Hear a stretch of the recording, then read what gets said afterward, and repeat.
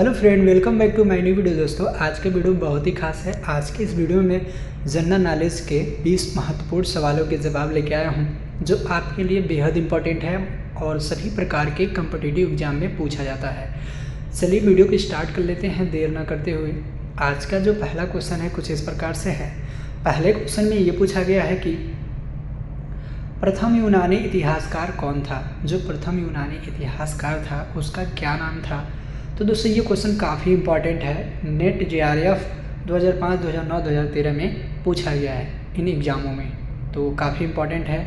तो चलिए 1 नंबर के क्वेश्चन का जो राइट आंसर जान लेते हैं। बी वाला ऑप्शन सही है। कौन सा? बी वाला। हेरोडोटस जो था प्रथम यूनानी इतिहासकार था। ये जो है नेट JRF में क्वेश्चन पूछा गया है। ये काफ़ी वेरी इंपॉर्टेंट है, आपके आने वाले एग्जाम में भी पूछा जा सकता है, इसको तैयार कर लीजिएगा। चलिए नेक्स्ट क्वेश्चन देख लेते हैं 2 नंबर का। 2 नंबर में ये पूछा गया है कि द हिस्ट्री के रचनाकार का क्या नाम है। ठीक है, द हिस्ट्री पुस्तक जो है उसके रचनाकार कौन है। ये भी क्वेश्चन काफ़ी वेरी इंपॉर्टेंट है। ये भी नेट JRF 2005, 9, 13 में पूछा गया था। तो चलिए 2 नंबर के क्वेश्चन का जो राइट आंसर जान लेते हैं।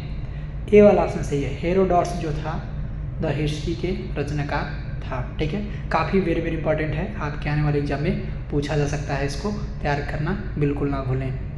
तो दोस्तों 2 क्वेश्चन समाप्त हुआ। वीडियो अच्छा है तो आप सब्सक्राइब कर सकते हैं चैनल को, और इसी तरह का कंटेंट मिलता रहता है, ठीक है, मेरे चैनल पे।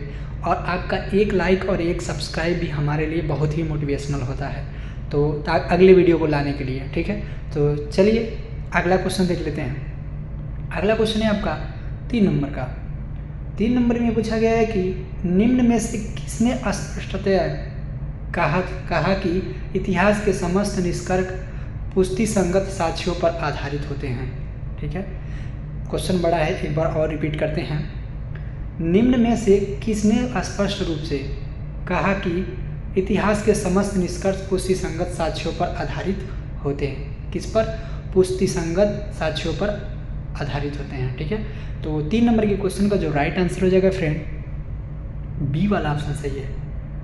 थ्यूसिस डाइडिस। ठीक है, थ्यूसिस डाइडिस जो है कहा था कि इतिहास के समस्त निष्कर्ष पुष्टि संगत साक्ष्यों पर आधारित होते हैं। ये भी क्वेश्चन नेट JRF 2012 में पूछा गया था। ठीक है, आपके आने वाले एग्जाम में पूछा जा सकता है। वेरी इंपॉर्टेंट क्वेश्चन है, आपके आने वाले एग्जाम में बिल्कुल पूछा जा सकता है, इसको तैयार कर लीजिएगा। चलिए नेक्स्ट क्वेश्चन देखते हैं 4 नंबर का। 4 नंबर में ये पूछा गया है इतिहास अपने को दोहराता है, यह कथन किसका है। ठीक है, यह कथन किसने कहा था, इतिहास अपने आप को दोहराता है। तो ये भी क्वेश्चन काफ़ी इंपॉर्टेंट नेट JRF 2012 में पूछा गया है। तो चलिए इसका राइट आंसर जान लेते हैं 4 नंबर के क्वेश्चन का। 4 नंबर के क्वेश्चन का जो राइट आंसर हो जाएगा फ्रेंड, ए वाला ऑप्शन सही है। हेगल जो है कहा था इतिहास अपने आप को दोहराता है, उसी का कथन है। चलिए नेक्स्ट क्वेश्चन देखते हैं 5 नंबर का। 5 नंबर में ये पूछा गया है कि इतिहास के पिता की पदवी सही अर्थों में निम्न में से किससे संबंधित है। तो 5 नंबर के क्वेश्चन का जो राइट आंसर हो जाएगा फ्रेंड, ए वाला ऑप्शन सही है। हेरोडोटस। ठीक है, हेरोडोटस से संबंधित है। ये भी क्वेश्चन काफ़ी वेरी इंपॉर्टेंट है, आपके आने वाले एग्जाम में बिल्कुल पूछा जा सकता है, काफ़ी चांस है। ये RAS RTS इन सभी प्रकार के UPJSC का एग्जाम है, इस सब में एग्जाम में पूछा गया है। ठीक है, रिपीट, बिल्कुल ट्रेंडिंग क्वेश्चन है, इसको तैयार कर लीजिएगा। चलिए नेक्स्ट क्वेश्चन देख लेते हैं 6 नंबर का। 6 नंबर में पूछा गया है कि हम इतिहास से यही सीखते हैं कि आदमी इतिहास से कभी कुछ नहीं सीखता, यह कथन किसका है। ठीक है, तो 6 नंबर के क्वेश्चन का जो राइट आंसर हो जाएगा फ्रेंड, बी वाला ऑप्शन सही है। हीगल ने कहा था। ये भी कथन जो है हीगल का है। ये भी क्वेश्चन काफ़ी वेरी इंपॉर्टेंट है, आपके आने वाले एग्जाम में बिल्कुल पूछा जा सकता है, इसको तैयार करना बिल्कुल ना भूलिएगा, इन सभी प्रकार के एग्जामों में पूछा गया है। ठीक है, चलिए नेक्स्ट क्वेश्चन देख लेते हैं 7 नंबर का। 7 नंबर में ये पूछा गया है कि किसका कथन है समस्त इतिहास वर्ग संघर्ष का इतिहास है। क्या है ये कथन, किसने कहा था समस्त इतिहास वर्ग संघर्ष का इतिहास है। तो 7 नंबर के क्वेश्चन का जो राइट आंसर हो जाएगा फ्रेंड, सी वाला ऑप्शन से। कार्ल मार्क्स जो है उसने ही कहा था कि समस्त इतिहास वर्ग जो है संघर्ष का एक इतिहास है। ये भी क्वेश्चन काफ़ी वेरी इंपॉर्टेंट है, आपके आने वाले एग्जाम में बिल्कुल पूछा जा सकता है, काफ़ी चांसेस है। RS से RTS और UPGSC के एग्जाम में 2018 में पूछा गया है। बिल्कुल ट्रेंडिंग क्वेश्चन है। चलिए नेक्स्ट क्वेश्चन देखते हैं 8 नंबर का। निम्नलिखित में से कौन सा एक इतिहास के विषय में मार्क्स के दृष्टिकोण का संक्षिप्त वर्णन करता है? ठीक है, तो ये क्वेश्चन काफ़ी इंपॉर्टेंट है, CDS 2010 में पूछा गया था। चलिए 8 नंबर के क्वेश्चन का जो राइट आंसर जान लेते हैं फ्रेंड। सी वाला ऑप्शन सही है, इनमें से कोई नहीं। ठीक है, इतिहास के विभिन्न व्यक्तियों के बीच मुद्दों का अभिलेख ये भी नहीं है। इतिहास के अतीत घटनाओं का विश्वसनीय अभिलेख ये भी नहीं है। इतिहास के शोषक और शोषित वर्गों के बीच संघर्ष सिलसिला ये भी नहीं है, यानी इनमें से कोई नहीं होगा। ठीक है, चलिए नेक्स्ट क्वेश्चन देख लेते हैं 9 नंबर का। कार्ल मार्क्स ने वर्ग संघर्ष की प्रक्रिया को निम्न में से किस सिद्धांत की मदद से समझाया है? जो कार्ल मार्क्स है वर्ग संघर्ष की प्रक्रिया को, वर्ग संक्रिया के प्रोसेस को निम्न में से किस सिद्धांत के मदद से लोगों को समझाया है? तो 9 नंबर के क्वेश्चन का जो राइट आंसर हो जाएगा फ्रेंड, डी वाला ऑप्शन सही है। द्वंद्वात्मक कौन सा? द्वंद्वात्मक भौतिकवाद के सिद्धांत से समझाया है वर्ग संघर्ष को। वर्ग संघर्ष की जो प्रक्रिया को समझाने का है द्वंद्वात्मक भौतिकवाद से समझाया था कार्ल मार्क्स ने। ये क्वेश्चन काफ़ी वेरी इंपॉर्टेंट है। ये जो है UPSC के एग्जाम में पूछा गया था 2011 में। ठीक है, किस में पूछा गया था? जो ISPCS का एग्जाम होता है UPSC में 2011 में पूछा गया था। काफ़ी वेरी इंपॉर्टेंट क्वेश्चन है आपके लिए। चलिए नेक्स्ट क्वेश्चन देख लेते हैं 10 नंबर का। निम्न में से किसने द्वंद्वात्मक भौतिकवाद के सिद्धांत का प्रतिपादन किया? ठीक है, अभी पीछे आपने क्वेश्चन पढ़ा था, कार्ल मार्क्स ने इसका व्याख्या किया था। तो ये TGT 2016 में पूछा गया था, काफ़ी इंपॉर्टेंट है, आपके आने वाले भी एग्जाम में पूछा जा सकता है। ठीक है, ये ऐसा नहीं है कि ये क्वेश्चन TGT में ही केवल पूछा जा सकता है, आपके होने वाले भी एग्जाम में पूछा जा सकता है। तो चलिए इसका राइट आंसर जान लेते हैं। 10 नंबर के क्वेश्चन का जो राइट आंसर हो जाएगा ए वाला ऑप्शन सही है, कार्ल मार्क्स। ये शॉर्ट नेम दिया गया है केवल मार्क्स, कार्ल मार्क्स पूरा नाम होगा। ये भी क्वेश्चन काफ़ी वेरी इंपॉर्टेंट है, आपके आने वाले एग्जाम में पूछा जा सकता है, इसको तैयार कर लीजिएगा।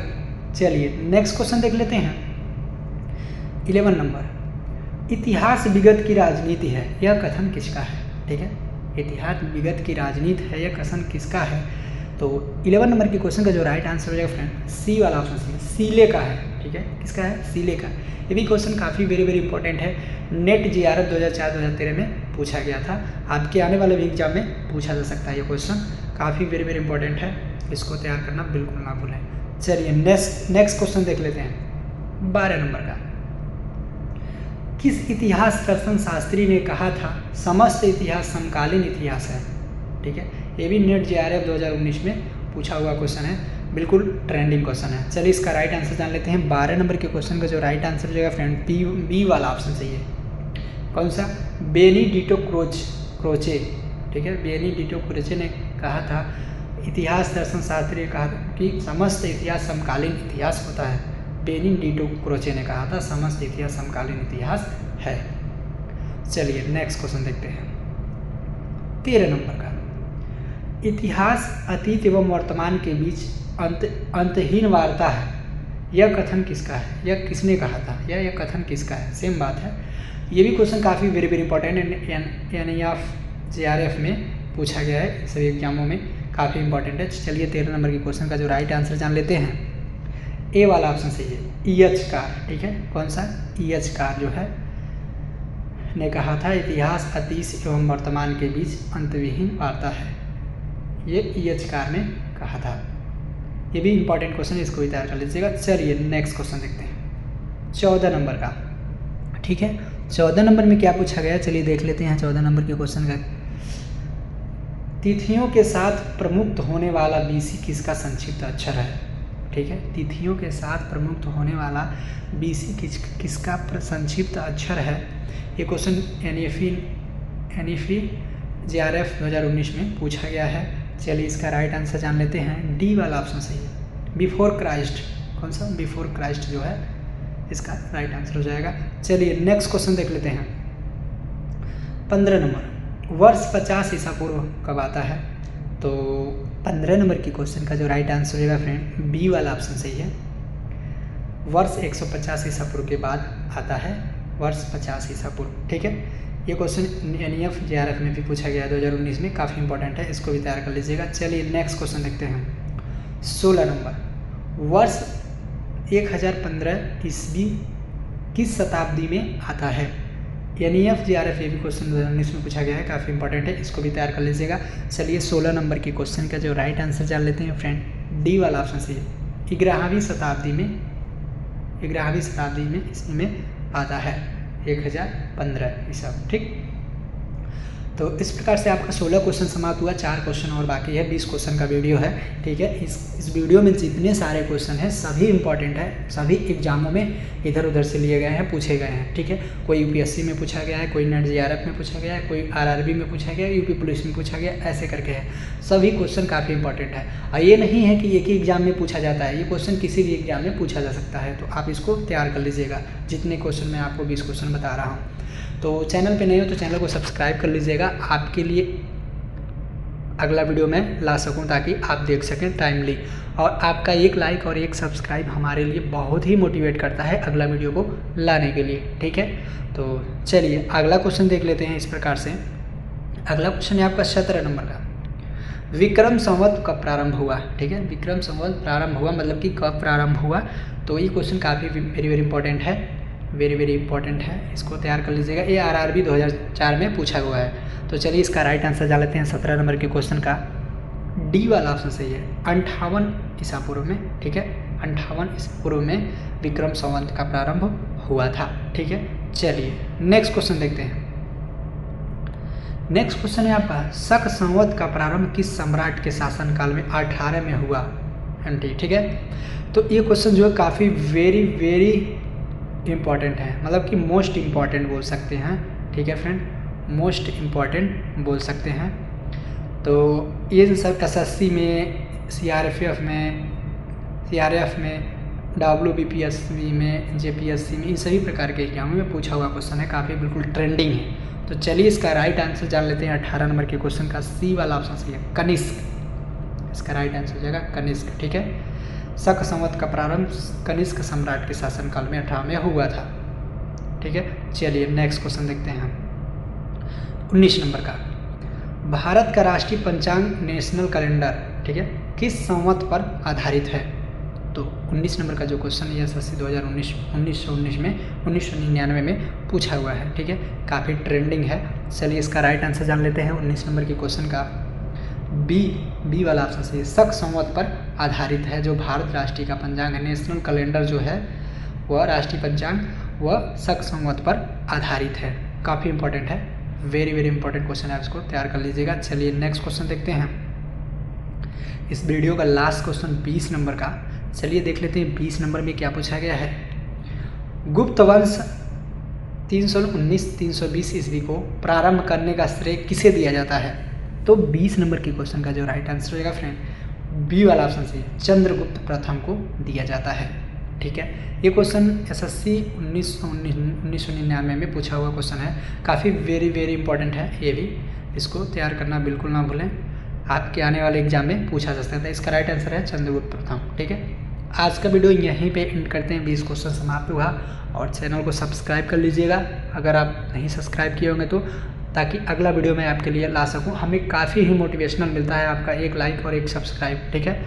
चलिए तब तक के लिए अपना ख्याल रखें। Thank you for watching this video, bye take care.